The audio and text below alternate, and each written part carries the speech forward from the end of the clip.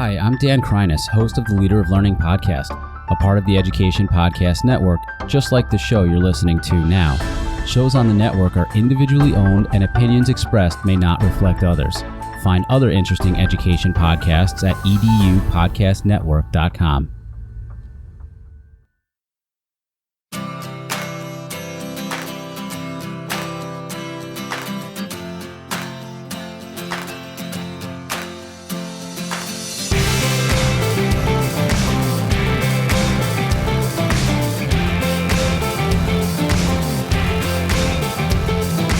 Thanks for listening to the Tech Tools for Teachers podcast, where each week we talk about a free piece or two of technology that you can use in your classroom.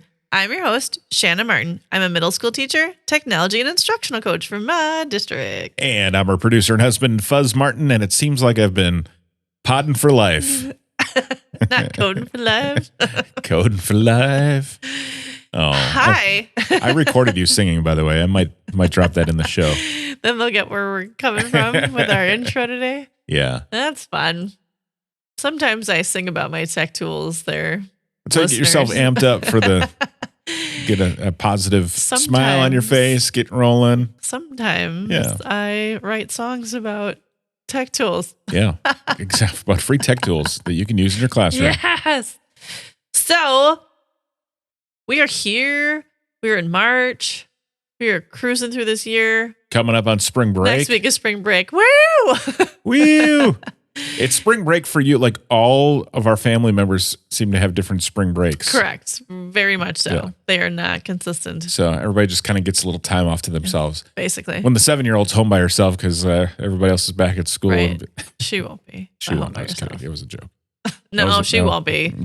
She'll be with her friends because she will not want to be away from her peers. No, she won't. She is a social. She is. So this week, though, we are coding. We're coding. It's been a few weeks since I've talked about a coding site, and we all know how I love to code. So there's a few more that we have to talk about that I'm pretty excited for. The first one is called Code for Life. Oh, it's Code for Life. First one's Code for Life. Okay. Yeah. So Code for Life, and it is codeforlife.education. Would be a good place for you to search it up. Yeah. And I guess I should take a step back a little bit. Code for Life is created by, I think it's the Ocado group, OCADO group. Okay. So they have resources for educators and they teach about code and they want to make sure that everybody is able to do these things. So like they, explain like computer science, like all kinds of stuff. So Code for Life is a way to give resources to both teachers and students to play. I'm going to highlight the play part that kids can do, but they do have a whole education section for like teachers and families and helping like computer science teachers and things like that. So they do have tons of resources for that. So if you go to codeforlife.education, you can go to play.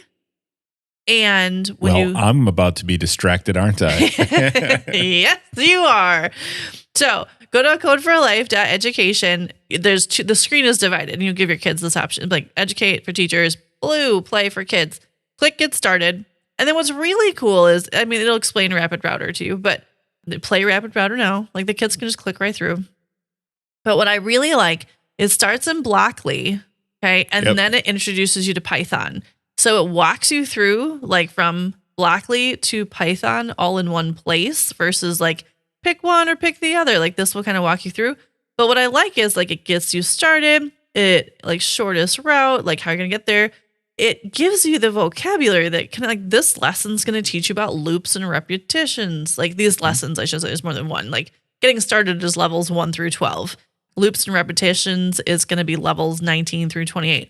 Loops and conditions, if only, limited blocks, procedures, Blockly brain teasers. So, and these are all like levels you work your way through. Then it brings you to the Python levels. So introduction to Python and then Python, and that's levels 92 through 109. So what's really cool is that you can actually work yourself through your levels from block coding to Python coding all in one space. So as a kiddo, you can go ahead, like the kids can figure this one out pretty quickly. Get started. What do you want to do? click the first sentence, it'll tell you level 1. Can you help the van get to the house? You're driving down the street. So choose the right blocks, drag your blocks, drag and drop. Super easy. Play. And then you start. And then you start coding your little van down the street to see what it needs to do. And it's really cool because, again, it's blocks. You're just dragging and dropping. So you got to drag and drop where you want your little car to go. And you put it and you make it drive down the street. So what's nice about this is it's great for introductory kiddos that are learning how to do this.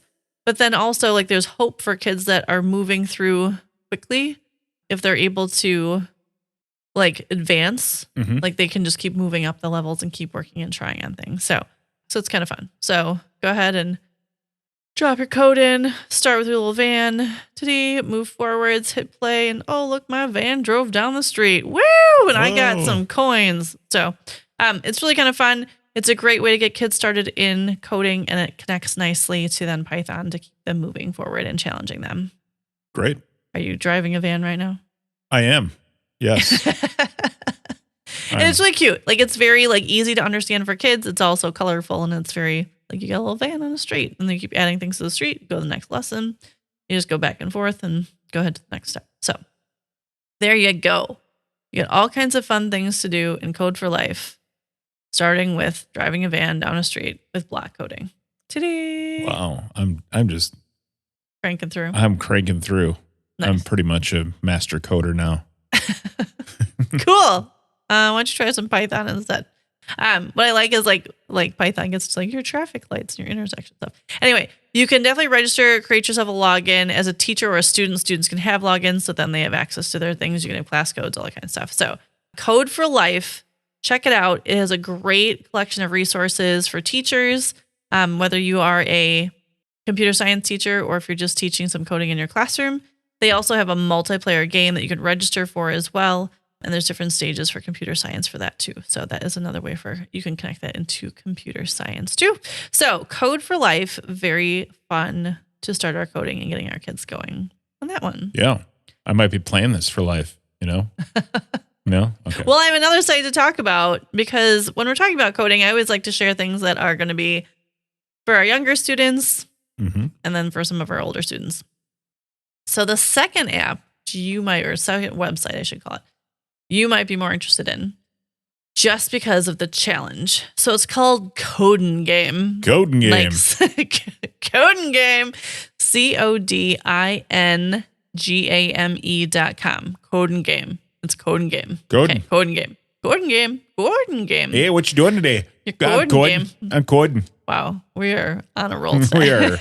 We are Wisconsin through and through. CodinGame with your toast. I'm going to have some toast and play my CodinGame. Hey, can I put that in a bag? In a bag. In a bag? Put your toast in a bag. Put your toast in a bag. With your milk. Then we can go buy some milk. Okay. Go to the office and do some coding. So we're going to some coding. I'm sorry, everybody. I'm really sorry. I'm not. CodinGame. I live for this. CodinGame.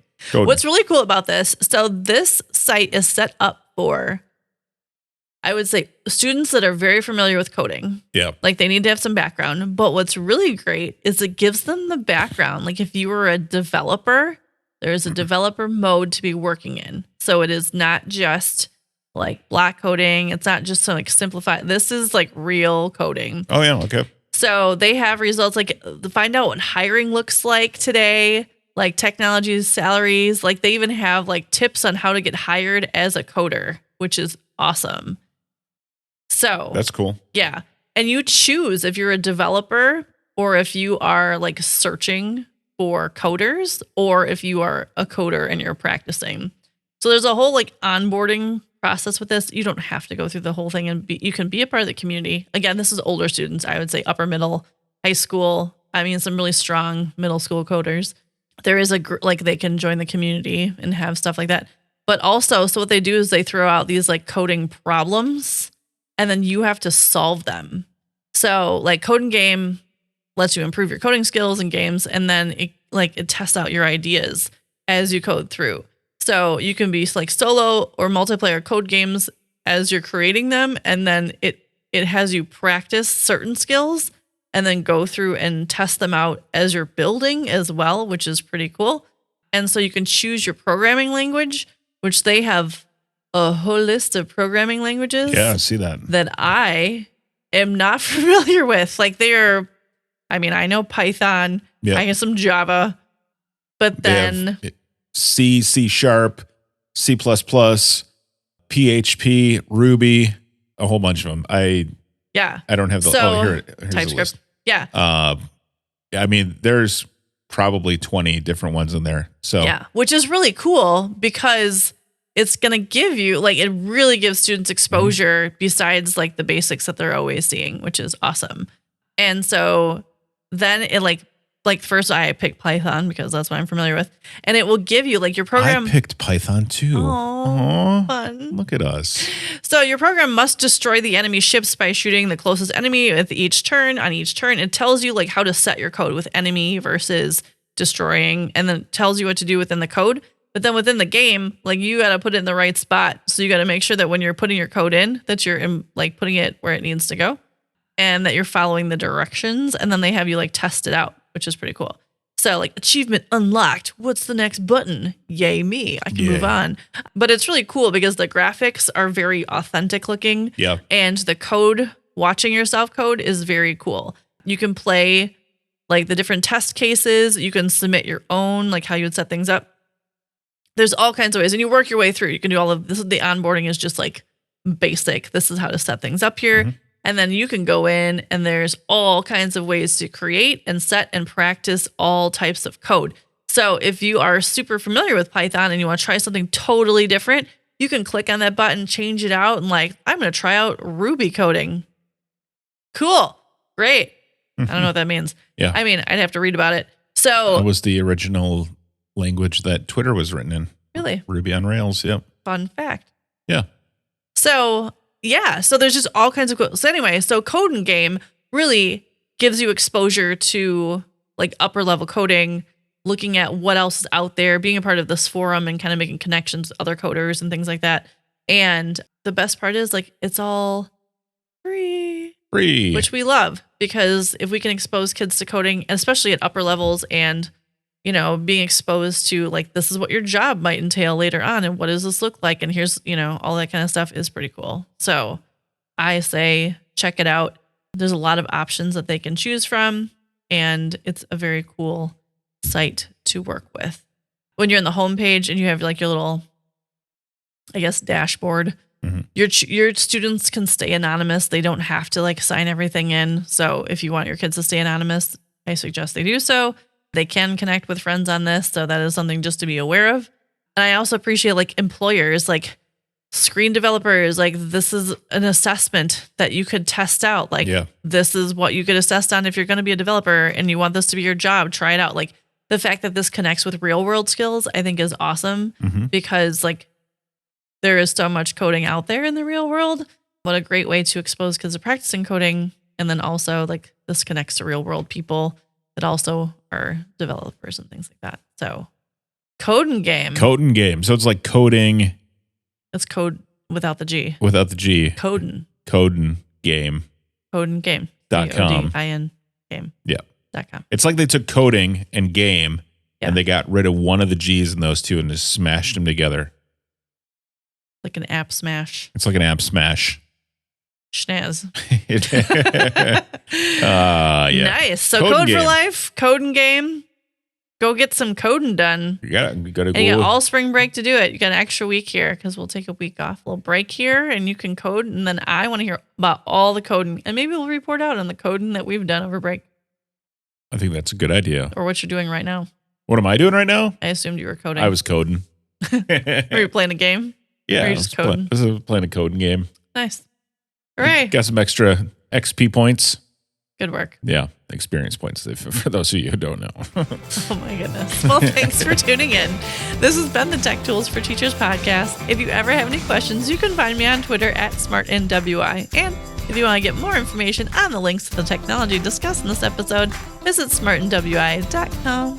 If you'd like to support the show, please consider buying me a coffee or two. Visit buymeacoffee.com/smartandwi or visit smartandwi.com and click on that cute little purple coffee cup. Your donations help keep this show going. New episodes each week, except for next week because we're taking a break. Thanks for listening. Go educate and innovate. The ideas and opinions expressed on this podcast and the Smart NWI website are those of the author, Shanna Martin, and not of her employer.